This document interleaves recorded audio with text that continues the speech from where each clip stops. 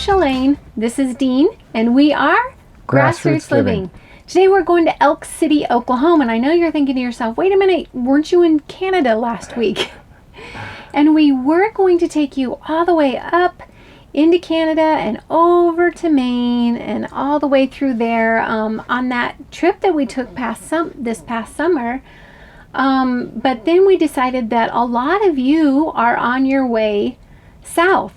A lot of you are already here. We're here. And a lot of you guys are too.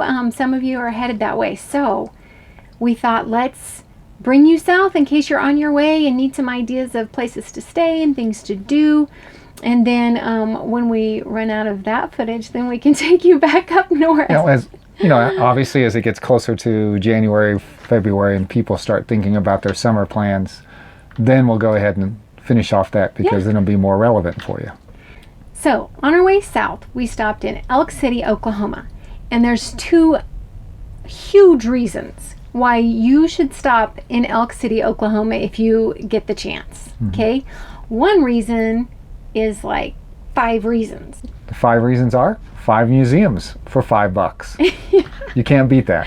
Where do you find 5 museums for $5? And it's like $3 for one of the museums or $5 for 5. And they're not even boring museums. No, they're good. They really are. They're really fun museums.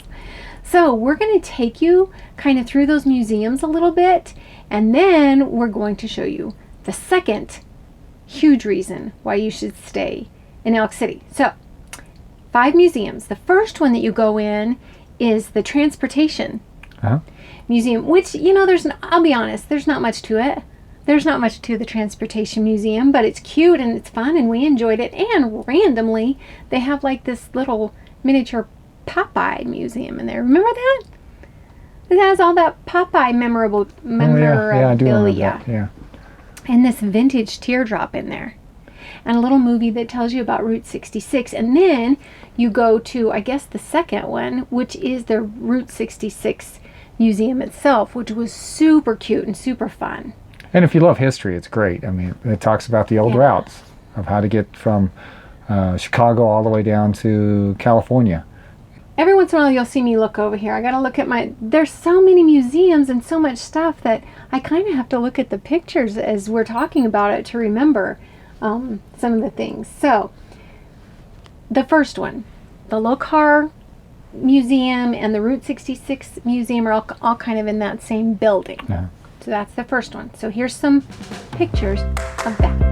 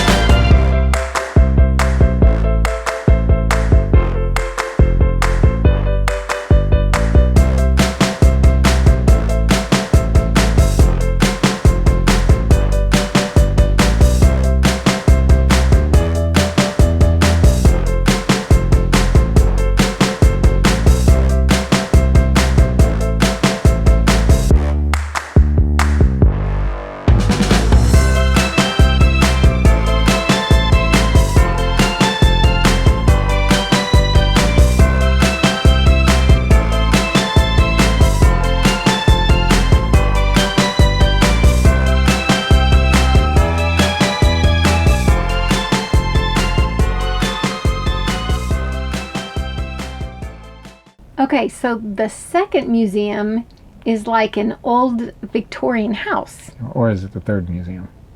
Transportation Route 66? Yeah, it's kind of the third one. Yeah. It's like an old Victorian house, which was super cool. It was random though, because the first part of it was kind of like the house. It had the dining room and the little parlor area and like a bedroom. With furnishings for that time. Right. And a kid's playroom. And then when you went past that, it went into like, it was kind of random because then they had this Native American area. But one of your assignments is from this area if you're younger. You know what? This would be a fun one even for like Olivia. Anyway, Olivia, if you're watching, you can do this one too, because I think that you would do such a great job on this because you're a writer. And everybody else is like, who the heck's Olivia? Okay, we love Olivia. We love all of our homeschoolers and road schoolers that are watching this. And in one of these scenes that we're about to show you, there's a child's bedroom. Remember that? Cute little child's bedroom, and it has a bunch of toys in it. So this one is a writing assignment for all our aspiring writers out there. And even if you're not an aspiring writer, everybody when you're little has such creativity, right? They can just tell the most amazing stories. So what I want you to do is look around in that bedroom. You might have to rewind the video and pause it, and I want you to look at all of the toys and make up a story about what's going on in that room. You can write about all of the toys that you see, or you can just choose one. I know that we have so many creative kids that are watching, young people that are watching. Write a story about what happened in that room, or choose a toy from that room and write us a little poem or a little story. And again, send that to grassrootsliving180@gmail and let us know if it's okay to share that on our channel. Okay, in the same museum building, there's actually several little side things. Do you know what they say? There's 5 museums. I feel like there was like 12 museums. Like we're trying to count them back, and we get way more than 5. Yeah. So, because you go out of the Victorian part of the house, and there's this little tiny Native American section, and then there's this this room that showed like women back in the day, back in the 40s and 50s. 40s and 50s, and kind of them in their role that they played at that time. It was really well done in a way, but in another way, I'm just gonna say I thought it was super creepy. Yeah, it was almost Halloweenish in that it would be a good fright house kind of thing. You can make it a creepy Halloween house. Yeah. Anyway, really good, but kind of creepy. Here's that.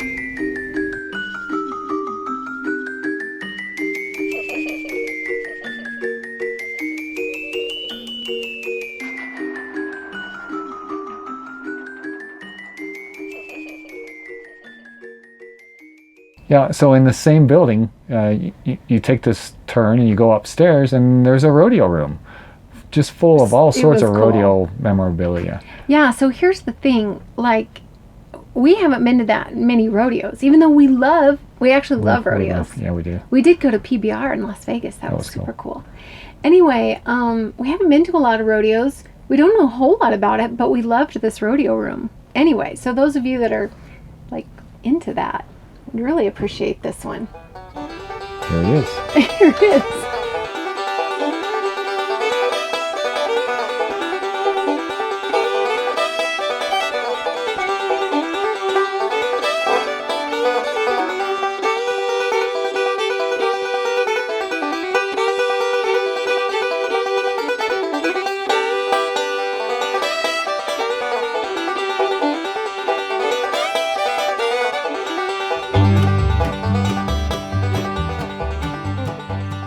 The next one wasn't really a museum in and of itself. Like I said, I felt like there was a lot more than just 5 museums. And there's a rail car and a little railroad station, which I've always been terrified of trains. But if it's sitting still and not making any noise, not making any noise, I could really appreciate it. And he loved it because your grandpa my grandpa worked on the railroad, right, as a dispatcher during World War II. So that was pretty cool. We liked that one. Here's that one.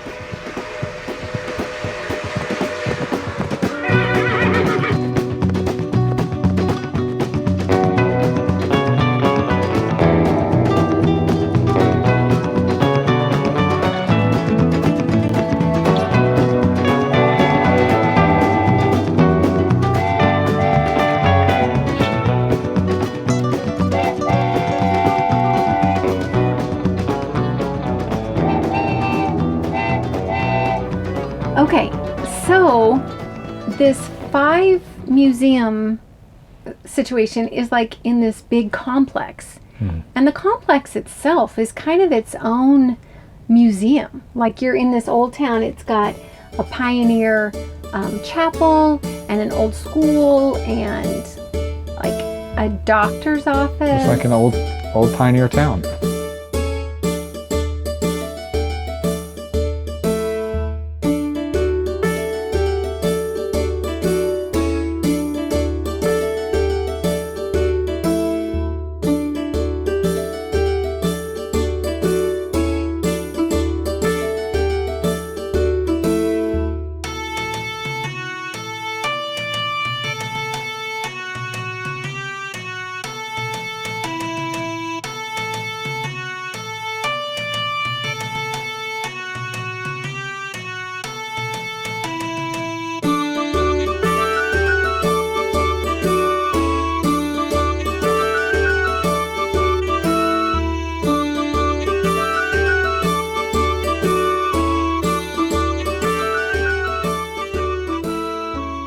Okay, so after all of that, you actually kind of walk across the road a little bit, like this little road, to the Farm and Ranch Museum, which I love. And the funny thing is I don't know why I love that kind of stuff. It's not like I grew up on a farm and a ranch with tractors around. I didn't. But anytime I go into museums like that, it makes me feel super nostalgic. Why? I don't know. I also saw a lot of tractors in here where I thought, I wonder if there are farmers now looking at that going, this is in a museum, I got that in my backyard. I just used that last Tuesday to plow up the field. Yeah. Because, there were some things that, there are people that still use a lot of this stuff. I mean, Sure. It was made so well, right? Back then. So, Made the last. again, this Farm and Tractor Museum even was a little random because there was also like a telephone Yeah. display area. And sometimes The I old think, switchboards and stuff like that where you had to take one wire and put it in. Yeah. Yeah. but sometimes I feel like whoever's like in charge of these museums, they find old stuff and they think, oh, this would be cool for the museum, and they just try to figure out the best place Yeah. to stick it. Because some of it's kind Hey, of we like, got an empty area over in Farm and Ranch. Let's. Yeah. yeah. So this is the Farm and Ranch Museum. Blacksmith. Museum. You walk out, and again, randomly, there's a display of windmills, Yeah. which I don't know. I don't know why, but it was really cute and fun and cool and awesome. I'm sure they had windmills out on the ranch, so had to get water somehow.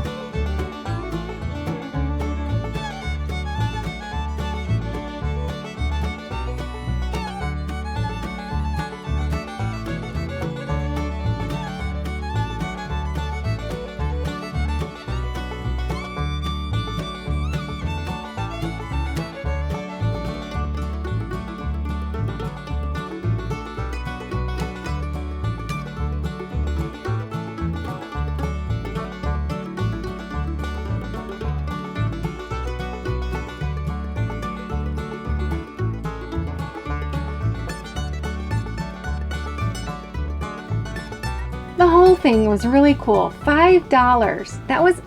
That's insane to me. Yeah. There's just a lot of cool stuff. So Elk City was totally worth going to just for that, if nothing else. But here is the second huge reason why you should go to Elk City. Perhaps the best free campsite we've ever been at. Yeah. It has electric, it has water, sewage is 100 yards, 200 yards down the road. It's lakefront Yeah. on a beautiful lake when the sunsets are amazing.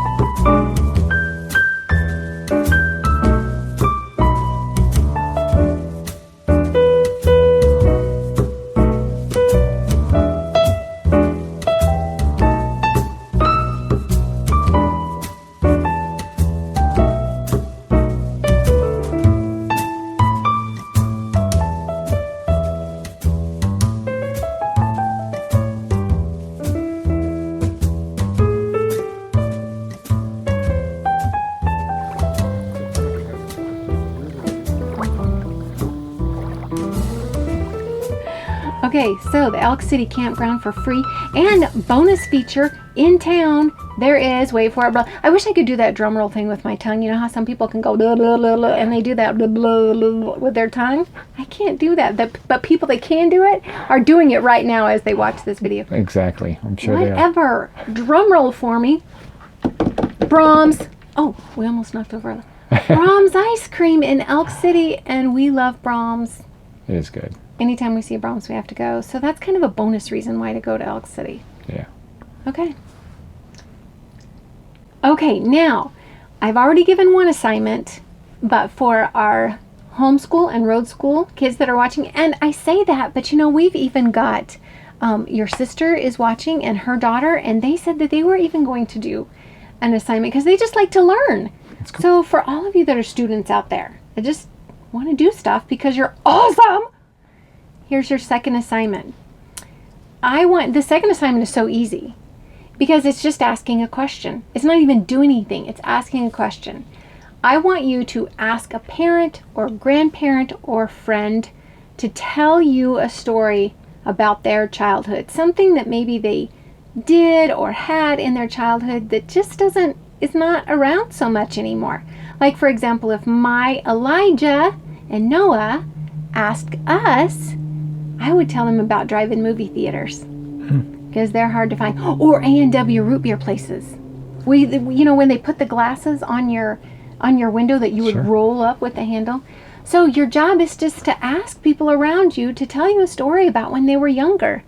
And I think you've got one more assignment. Yeah. Now this is again a higher level math question. A little bit higher level. Yeah, a little bit higher.